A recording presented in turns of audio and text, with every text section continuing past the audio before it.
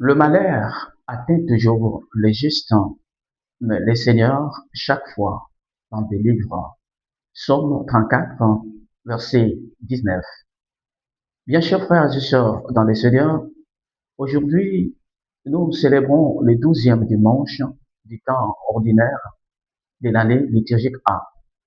La première lecture proposée pour notre méditation nous parle de la délivrance de Jérémie contre le méchant, contre les injustes.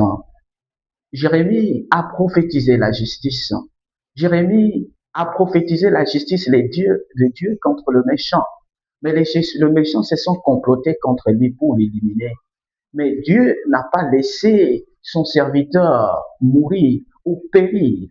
Il l'a délivré. Il est venu à son secours. Bien chers frères et bien-aimés dans le Seigneur, chaque jour dans notre monde, nous entendons des tueries. Nous entendons des cris de guerre. Nous entendons la mort, les gens qui sont morts par pendaison ou bien injustement. Nous voyons les journalistes, les hommes de Dieu emprisonnés parce qu'ils ont dit la vérité, ils ont prophétisé la justice. Ceci, c'est un appel jour après jour, que nous devons être instruments de justice. Nous ne devons pas avoir peur, parce qu'avec tout ce qui se passe dans notre monde, avec tout ce que nous vivons dans la peur, chers frères bien-aimés. C'est pourquoi l'évangile nous rassure. N'ayez pas peur de ce qui peut tuer là, le corps, mais ne peut pas tuer l'âme. N'ayez pas peur de ceux qui peuvent vous emprisonner, mais ne peuvent pas prendre votre âme. Parce que nous avons besoin des missionnaires et des hommes de justice qui doivent être là pour proclamer la justice.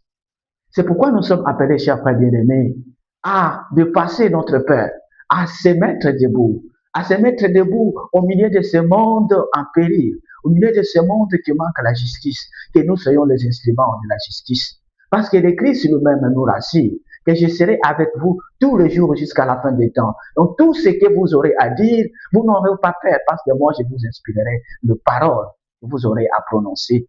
Tu as peur, cher frère bien-aimé. Mais regarde dans la deuxième lecture qui rejoint la première et la deuxième lecture.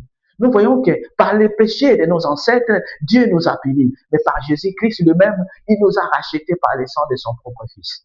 Il nous a envoyé son propre Fils nous délivrer, comme lui-même a délivré Jérémie de la main des assaillants. Et d'ailleurs, il nous rassure dans l'évangile. À la fin de l'évangile, si vous avez bien suivi, il dit, n'ayez pas peur, parce que même les cheveux de votre tête sont déjà comptés.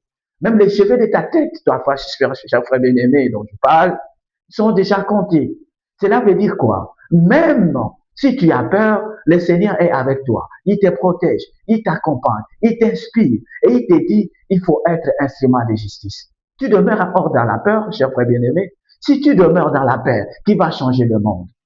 Qui va proclamer la justice? Qui va proclamer la paix? Alors, à l'exemple de Jérémie dans la première lecture, nous sommes invités à nous mettre debout, à se mettre sur la route, à aller proclamer la justice, à aller proclamer la paix, à aller proclamer la joie, et que les gens doivent être délivrés, même si nous serons condamnés. Parce que nous avons proclamé la justice, Dieu est avec nous, il va nous délivrer. C'est la prière que tu dois faire à tout moment. Si tu veux te mettre debout, si tu veux te mettre devant la justice, dis Seigneur, délivre-moi de mes ennemis. Seigneur, délivre-moi et donne-moi la force de proclamer la justice, de proclamer la paix.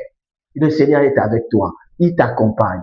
Il est avec toi. Il a compté les cheveux de ta tête. Pourquoi? Parce qu'il te protège, parce qu'il est Dieu, parce qu'il t'assure la justice et la paix. Prions pour la justice dans le monde. Prions pour les hommes de Dieu. Prions pour ceux qui proclament la justice et qui sont jugés injustement, pour ceux qui sont jetés en prison injustement, pour ceux qui se trouvent en exil parce qu'ils ont voulu défendre la justice, afin que Dieu les accompagne et les assiste, les délivre et les protège. Qu'il bénisse sa parole dans nos cœurs. Amen.